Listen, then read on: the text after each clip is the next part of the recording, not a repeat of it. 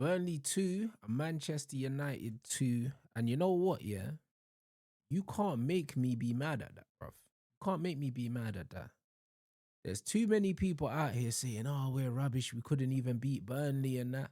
Bro, I wanted to win that game badly today, innit? But this game was about more than that. I've suffered for the last 14 months, yeah, watching a manager that doesn't know what it means to coach Manchester United Football Club. A guy that's gone out there, yeah, to not lose instead of trying to win games. And today, I saw a coach that went out there to win a football match, bruv, and it felt like I got my team back today. So yeah, cool. It's not the result we wanted, yeah, but there's a lot of positives I could take from that performance. Because let's be real, yeah, it's Darren Fletcher. Fletcher's not going to be the manager this time next week.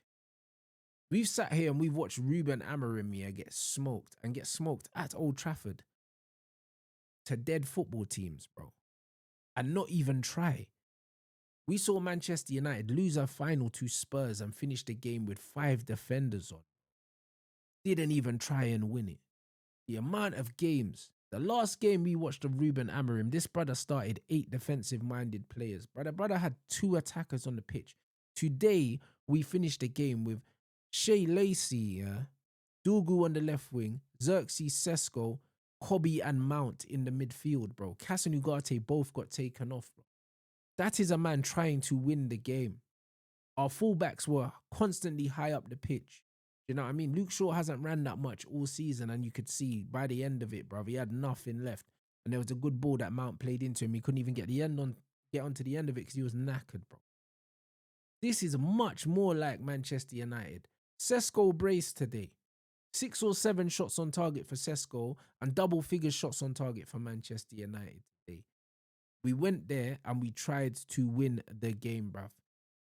And I can't look at this game and say that Fletcher didn't coach a win. He coached a win, bro. We was unlucky. You know the amount of times that Ruben Amorim coached a loss, yeah? Man United absolutely just pulled one out of the hat. These players been rescuing this manager for months and months and months. 2 shots cleared off the line. A goal disallowed that shouldn't have been disallowed. And a goal conceded that was just a freak deflection, bro. Like, I can genuinely say that we was unlucky, bro. And I can't tell you how many times under Ruben Amorim I can say we was unlucky not to win. We were the better team. Because most of the time we weren't the better team. Most of the times we didn't deserve to win. Most of the times we were lucky to even get a draw. So, you know what? Rome weren't built in a day, innit? Fletcher ain't had no time on the training ground. So you can't really put this down to coaching. This just came down to a manager, yeah, putting players out and just man management and game management. And I thought Fletcher's game management was brilliant today.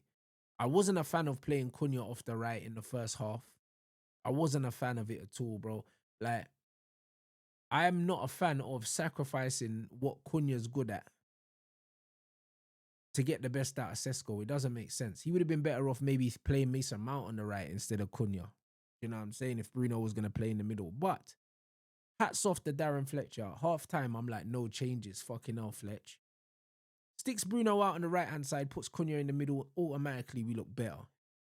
That's what I mean about reacting to what's in front of you in the game. Ruben Amorim never did that. We couldn't get a substitution from him at half time. And if it was a bloody centre-back. Just moving Bruno out to the right and moving Cunha inside gave us a different dynamic. Our centre-backs were higher up the pitch, our full-backs were higher up the pitch. This felt like a Man United side, didn't it? There's still a lot of improvements to be had, but he had no time on the training ground. So I'm not gonna judge him on those things. I'm not gonna judge him on the fact that Leacher and Luke Shaw collectively let him down for the second goal. And then the first goal, I don't know where Dallow's going. I don't know where he's going. He goes to mark a player that's standing on the chalk. That's not really affecting the game. He doesn't need to go out there. But that is a little hangover from Ruben Amorim, man-to-man pressing. He doesn't need to go out there. The ball gets played through, and that's where he should have been. But Dallo is so experienced, yeah, to be making stupid mistakes like that. And the same goes for Luke Shaw. When Maz is back, Maz definitely takes Dallo's place. Luke Shaw, we need to move on from Luke Shaw. Maybe people don't think that Dorgu is the answer as a left back starting. Maybe some people aren't convinced with him as a left back. We haven't seen him as a left back. I like Dorgu as a player. If we're playing Champions League next season, big if, yeah. Do I really want to start Dorgu at left back, or do we need to get another left back? I don't know, innit? Like, let me know in the comments. The answers are probably gonna be, yeah, we need another left back. But that's something that we can look at the end of the season. But this should have been 3 points. A little 3 point cushion on Chelsea would have been nice. I think Newcastle leapfrog us because they got the win. But you can't make me mad at this performance today, bruv. Genuinely created more chances in this game than I've seen us create under Ruben Amorim ever, bro. Like, the fact that Sesko had 7 shots on target, bro. He nearly had more shots on target in one game than Rasmus Højlund had in all of last season. This is a much, much improved. Just the mentality that we kept going for it. And to be fair to Burnley, they weren't really a threat at any time. This is why I genuinely feel like we was unlucky today, because it's not like Lomans was making loads of saves and we were under siege and that. They scored one Buki deflected goal, and then the other strike was a brilliant strike. Come from some poor defending from us, but they weren't creating nothing. They weren't pressuring us. We were up high up the pitch. Our defenders were pretty much in their half for the majority of the game. There was a lot of pressure on them, and I thought we done some good things. Cunha, I know I'm seeing a lot of people are calling him out. The jury's out on Cunha, yeah, his performances at Man United. I believe, yeah, if Bruno is going to be used on that right-hand side, and even though that won't be long term because we've got Ahmed and Boomer coming back, but if Cunha is going to be used in the number 10, I think that his performances can get better. But when Bruno's fit, you would think Bruno's going to play there. So I don't really know what's going to happen with Matheus Cunha, bro. I don't know what's going to happen with him. Are they going to move Xerxes on and maybe use Cunha as a number 9? I don't know, innit? But Sesko took both his goals well. He's going to take a lot of confidence from this. And you have to think that he's going to be the main striker for Man United going forward. So, I don't know, Cunha, bro. I can't lie. The pressure's starting to mount on, you know what I mean? No pun intended. Mason came on and was nowhere. You know what I'm saying? In true fashion. Shea came off the bench, yeah, hit the bar with an absolute Mr. Whippy, bro, and he nearly wrapped another one late on in the game, bro. Shea Lacey showed a lot of promise. Kobe came on, and it was just good to have Kobe Mainu back. There was just a lot of positives today, man. I can't lie. You know what I mean? The negatives that we saw today are negatives that we always knew. Dallow's useless. Luke Shaw's a liability. Lissandro, I've been saying when Lissandro was injured, I almost forgot he played for us. We never missed Lissandro when he wasn't. Didn't miss him, bro. He's our worst centre-back. Literally. Like, I rate him even lower than Harry Maguire, bro. People might raise their eyebrows. They say, oh, Lissandro can play out from the back. So can Harry Maguire, bro. Like, Lissandro's got no pace, no aerial ability, and no strength, bruv. Like, he's aggressive, but he's not strong. Maguire's better in the air than him, stronger than him. And yeah, Maguire's not as agile because he's tall, yeah, but Maguire can play out from the back as well. Like, Lissandro, to me, he's a nothing player, innit? Do you know what I'm saying? And I feel like Aiden Heaven's already better than him. So if we've got Euro and Aiden Heaven, yeah, as left centre backs, and we've got De Ligt and Maguire as right centre backs, fuck we need Lissandro for. Unless Lissandro wants to play left back. But again, he ain't got no pace, bro. So I just think that he's going to be redundant in the 4 at the back system, bro. Like, I'm not a fan of Lissandro Martinez at all.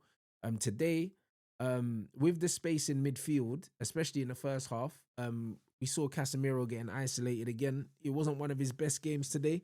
Ugarte was actually a bit better today. I'm not going to lie, man. He was a bit better today. Bruno first half was terrible. Was getting overrun. He looked miles off the pace. But when he got moved to the right-hand side, he looked a bit better. And then Fletcher took him off at the right time, bro. 10 out of 10 to Darren Fletcher for his substitutions. You know what I'm saying? The Kobe Mainu substitution and the Joshua Xerxes substitution, I called them subs.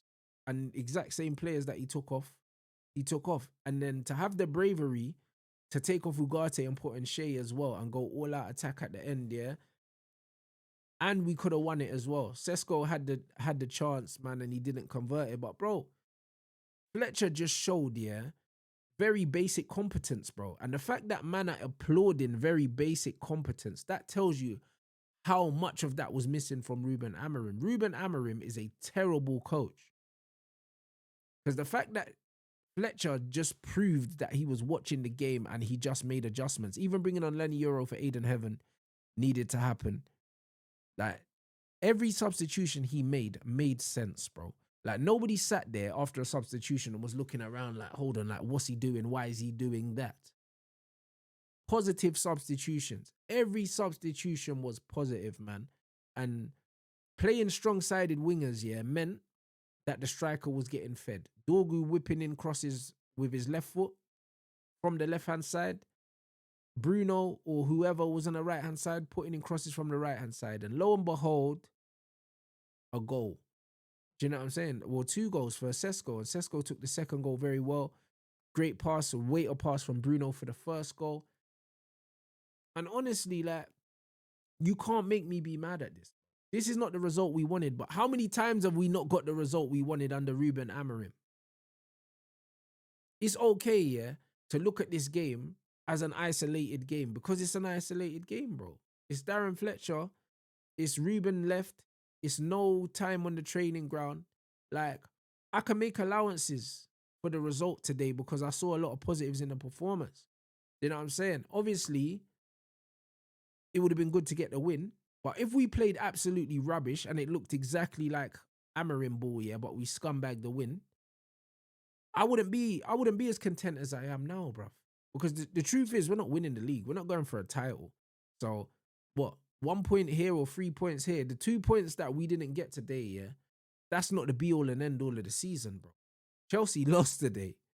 Do you know what I'm saying? Brentford are above us. Brentford are not going to stay there, bro. Brentford are Brentford, innit?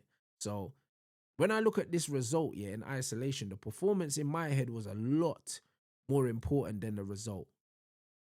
The performance today has given me, yeah, the vindication, yeah, and the confirmation that this manager that we had before was not the right guy. He was not a Man United coach. His attitude wasn't Manchester United. He was a loser, blood, and he played like a loser. And he was a coward, and he played like a coward. So, man can give Darren Fletcher, yeah, like a 10 out of 10, yeah, for application today. You know what I'm saying? We didn't get the result we wanted, but he showed the attitude that I expect from a Man United coach. I grew up seeing Fergie take off fullbacks and put wingers on at fullback. I seen man finish the game with 4 strikers on. This is what I grew up on. I grew up on a team that tried to win even when they didn't, bro. You know what I mean? And that's what I saw today, bro. Like, it's okay to not win, bro. I saw under Fergie, I saw bare times we didn't win games that we deserved to win, but we always tried to win the game. And that's what we done today. So I'm not going to sit here and be crying about the result. You know what I'm saying? Today, even though football's always about the result, today, it was bigger than that.